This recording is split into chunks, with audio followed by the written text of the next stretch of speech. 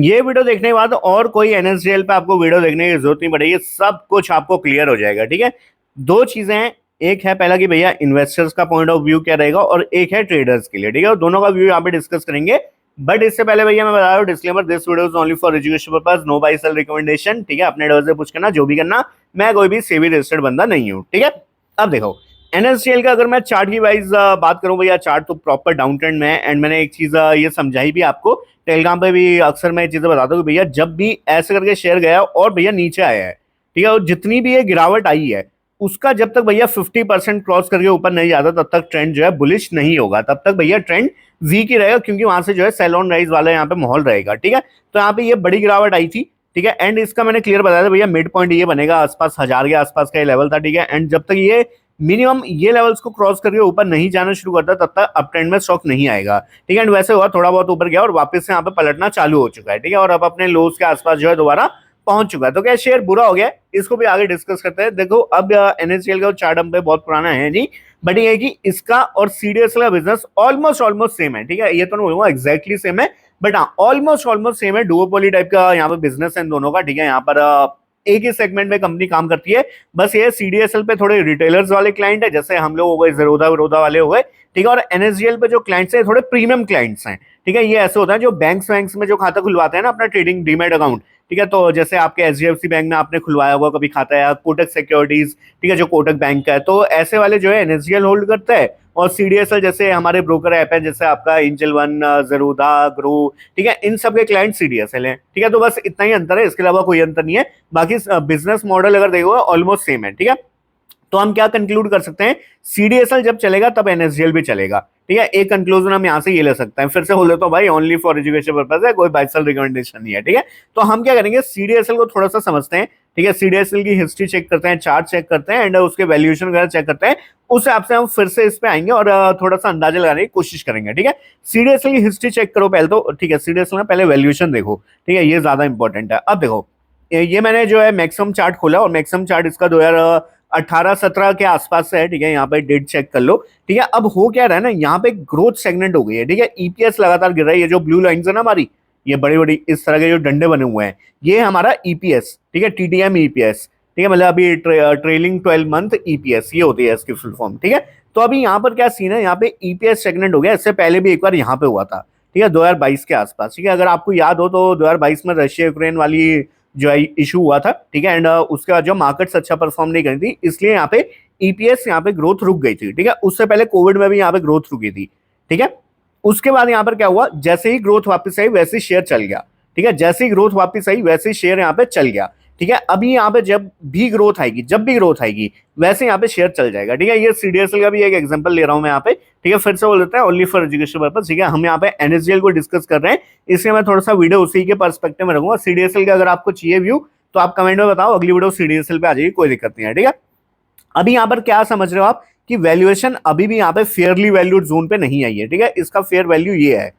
ठीक है, यहाँ पर ये देखो मीडियन पी नीचे लिखा भी हुआ है 42.4, और अभी कहाँ पे चल रहा है, अभी यहाँ पे भैया 50 के पार चल रहा है। ठीक है, यहाँ पर ये चीज चेक करो, तो यहाँ पे क्या बोल सकते हैं, सीडीएसएल अभी भी यहाँ पे जो है अंडर वैल्यूड नहीं हुआ है। ठीक है, कंक्लूजन हम ये निकाल सकते हैं कि एनएसडीएल भी अभी अंडर वैल्यूड जोन में नहीं, क्योंकि एनएसडीएल नया नया शेयर आया है ना, तो इसलिए उसके ये वाली मैट्रिक्स अभी चेक करके कोई फायदा नहीं है, क्योंकि कोई डेटा ही अवेलेबल नहीं है हमारे पास। ठीक है, इसलिए मैं यहाँ पे सीडीएसएल से थोड़ा कंपेयर कर रहा हूँ इसको। तो अभी वैल्यूएशन वाइज अगर देखोगे तो हाँ भाई, एनएसडीएल और सीडीएसएल ऑलमोस्ट सेम होने चाहिए, बट ऐसा है नहीं, क्योंकि एनएसडीएल में ज्यादा बड़ी गिरावट आई है कंपेरेटिवली। ठीक है, कंपेरेटिवली यहाँ पर अभी दिखाऊंगा मैं उस चीज को। ये देखो अभी टाइम फ्रेम यहाँ पे चेक करो। ठीक है, 2 दिसंबर 2024 को हाई लगा था। ठीक है, इस शेयर का यहाँ पे थोड़ा सा जूम कर लेते हैं, ये देखो। ठीक है, इसके आसपास। ठीक है, और यहाँ से जो करेक्शन आई है अभी यहाँ तक जो गिरा हुआ है, ये गिरा हुआ है 39%, मोटा मोटा 40%। ठीक है, एंड सीडीएसएल कितना गिरा हुआ है, सॉरी एनएसडीएल कितना गिरा हुआ है, 43%।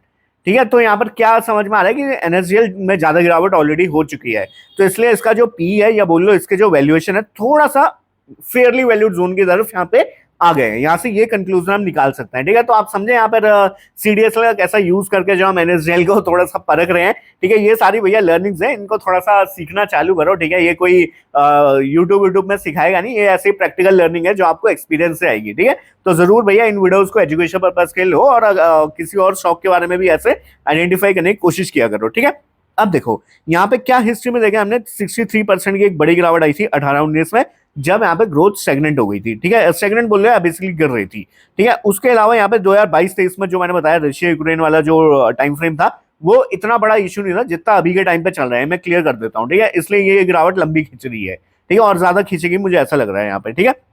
इसमें कितना गिरा था 48.9%, और अभी कितना गिरा हुआ है 40%। तो हम क्या बोल सकते हैं यहाँ से कि भैया सीडीएसएल में अभी और स्पेस है गिरने का, और सीधी बात है अगर सीडीएसएल गिरेगा तो एनएसडीएल भी अकेला तो बहुत ही रेयर सिचुएशन है कि चल जाए ऊपर। तो यहाँ से ये कंक्लूड कर सकते हैं कि एनएसडीएल अभी अपने फेयरली वैल्यूड जोन की तरफ आने की कोशिश करेगा, और शायद अंडर वैल्यूड जोन में जब आएगा तब हम बोल सकते हैं हाँ भाई एनएसडीएल अब जो है एक अच्छे लेवल्स पे आ गया है, ठीक है। अब मैं यहाँ पे क्या आपको बोल रहा हूँ बेच दो या खरीद लो, नहीं, मैं ऐसा कुछ भी नहीं बोल रहा हूं आपको, क्यों, क्योंकि मैं सेबी रजिस्टर्ड नहीं हूं, ठीक है।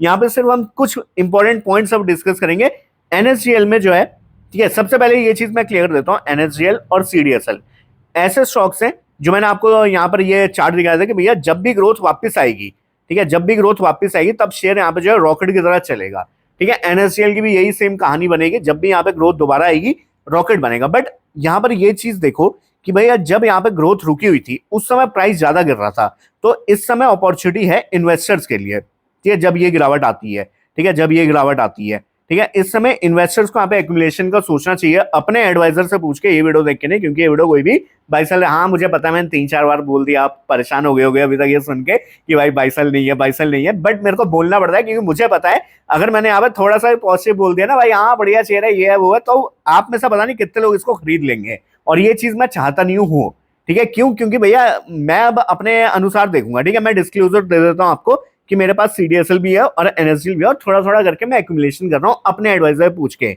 मेरे केस में एडवाइजर जो मैं खुद ही हूँ, इसलिए मैं अपनी बात सुन रहा हूँ, ठीक है। तो आप भी अपनी बात सुनिएगा। अब मेरा ये पर्सपेक्टिव है कि मैं इसमें अपने ओवरऑल पोर्टफोलियो का 5% लगाऊंगा। अभी मैंने ओवरऑल पोर्टफोलियो सिर्फ 1% लगाया हुआ है, ठीक है। तो अब इस हिसाब से समझो कि कैसे यहाँ पे जो है मैं अपनी स्ट्रेटजी बिल्डअप कर रहा हूँ, ठीक है। अब यहाँ पे क्लियर करता हूँ मैं एनएसडीएल को पहले, उसके बाद सीडीएसएल की अगली वीडियो में डिस्कस कर लेंगे, ठीक है, बहुत लंबी हो जाएगी वरना वीडियो, ठीक है। एनएसडीएल का यहाँ पे सिंपल व्यू है, अभी वही व्यू इंटैक्ट है जब तक यहाँ पर 1035, ये लेवल बहुत पुराने लेवल है, मैंने पहले भी दे रखे हैं, ठीक है, टेलीग्राम पे भी अच्छे से डिस्कस किए हमने, ठीक है। 1035 का लेवल जब तक ब्रेकआउट नहीं आता है तब तक यहाँ पे जो है ट्रेडर्स को दूर रहना चाहिए, तब तक यहाँ पे मोमेंटम ट्रेडर्स को दूर रहना चाहिए, तब तक यहाँ पे जो आपको बहुत ज्यादा कुछ करने की जरूरत नहीं है, ठीक है।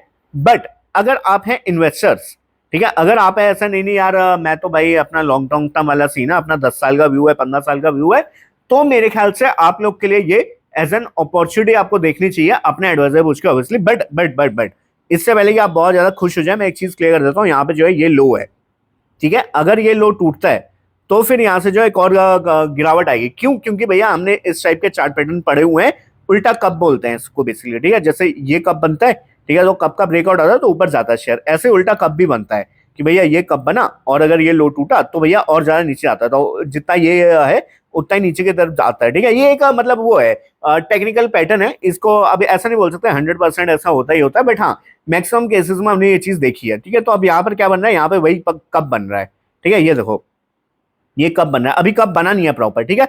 अगर कप का ब्रेकडाउन आता है, ठीक है, तो आप समझ लो ये जितना है उतना नीचे, अब मैं नहीं बोल सकता ये इतना ही जाएगा, ठीक है, बस वो एक टेक्निकल पैटर्न है, इसलिए मैंने आपके साथ डिस्कस कर दिया। बट यहाँ से हम क्या कंक्लूड कर सकते हैं कि शेयर अभी वीक है, ठीक है। तो अगर आप ऐसा सोचे ना बहुत ज्यादा पैसा लगा देता हूँ भाई एक दिन मल्टीबैगर बन जाए ये वो, तो ये चीज क्लियर कर लेता हूँ भैया, यहाँ पर मैक्सिमम होल्डिंग भैया पब्लिक की है, ठीक है, एनएसडीएल में भी सीडीएसएल में, और यही सबसे बड़ी प्रॉब्लम है। हर किसी को पता है भैया ये शेयर बहुत अच्छे हैं, या हर किसी को पता है, और इसलिए ये शेयर चलेंगे नहीं, ठीक है, मतलब जल्दी से ये इतना रुला देंगे आपको चलने से पहले कि भैया आप जब तक फ्रस्ट्रेट हो गए एग्जिट नहीं हो जाओगे ना तब तक आपका ये शेयर चलने नहीं वाले, ठीक है। अगर आप भैया सही में व्यू रख रहे हैं 10 साल का, तो फिर 10 साल का व्यू रख के चलिएगा, ठीक है। ये नहीं कि भाई 1-2 साल अगर स्टॉक चला नहीं तो भाई निकल देते हैं, ठीक है, फिर लॉस में बेच के कोई फायदा नहीं। इससे अच्छा भैया ब्रेकआउट का वेट कर लो, ठीक है, और जब तक ब्रेकआउट नहीं आता तब तक शेयर से दूर ही रहो, ठीक है, दोनों से। सीडीएसएल का अगले मैं बता दूंगा क्या लेवल्स हैं, ठीक है, बट एनएसडीएल से तो आप समझ ही जाओ, ठीक है। हाँ अपने एडवाइजर पूछ के ये वीडियो देख के नहीं है, ठीक है। बट हाँ अगर आप इन्वेस्टर हैं तो मेरी तरह भी काम कर सकते हैं। मैं अपनी स्ट्रेटजी अब डिस्क्लोज कर रहा हूं यहाँ से, मैं इसको हर डिप इन द सेंस मतलब हर 12 से 15% की गिरावट पे थोड़ा थोड़ा करके एक्यूमुलेट कर रहा हूँ, ठीक है। मुझे नहीं पता ये गिरावट कब तक रुकेगी। अब मैंने आपको सीरियसली एग्जांपल दे दिया भैया, मैक्सिमम ये 63% भी गिरा था एक बार, ठीक है। तो इस हिसाब से हम अगर यहाँ पे भी कंक्लूजन बनाए कि भैया अगर यहाँ पे भी गिरावट आती है और ये ब्रेकआउट सक्सेसफुल होता है, सॉरी ब्रेकडाउन यहाँ पे सक्सेसफुल होता है, तो हम ये बोल सकते हैं भैया शेयर हमें जो है वही 700-800 वाले भाव भी दिखा सकता है। तो मैं वो मेंटली प्रिपेयर हूँ कि भैया मेरे को इसको 5 से 6 टुकड़ों में बाई करना है, ठीक है, बाई वाला शब्द यूज नहीं करता है, मेरे को इसको 5 से 6 टुकड़ों में एक्यूमुलेट करना है। तो मैं अपने एडवाइजर से पूछ के, जिसके इसमें मैं खुद हूँ, ठीक है, तो अपने आप से पूछ के मैं हर जो है 10 से 12% की डिप पे या 15% की डिप पे, 12 से 15% की डिप पे बेसिकली, ठीक है, थोड़ा थोड़ा करके मैं इसको एक्यूमुलेट कर रहा हूँ। ठीक है, अब मैं गलत भी जा सकता हूँ, मैं फिर बोल देता हूँ, बट मेरा व्यू है कि मैं इसको 10 साल भी होल्ड करना चाहूंगा। ठीक है, ये ऐसा शेयर है इसलिए मैं रखना चाहूंगा इसको। ठीक है, ये कैपिटल मार्केट से बिलोंग करता है और ये चीज मैंने आपको पहले भी क्लियर कर दी कि भैया जब भी ग्रोथ वापस आएगी तब शेयर जो है रिकवर होते हैं। ठीक है, मेनली ये सीडीएसएल और एनएसजीएल टाइप के स्टॉक। ठीक है, तो इससे ज्यादा मुझे कुछ क्लियर करने की जरूरत नहीं है। आई होप आपको कुछ तो अच्छा यहाँ से लर्निंग मिली होगी।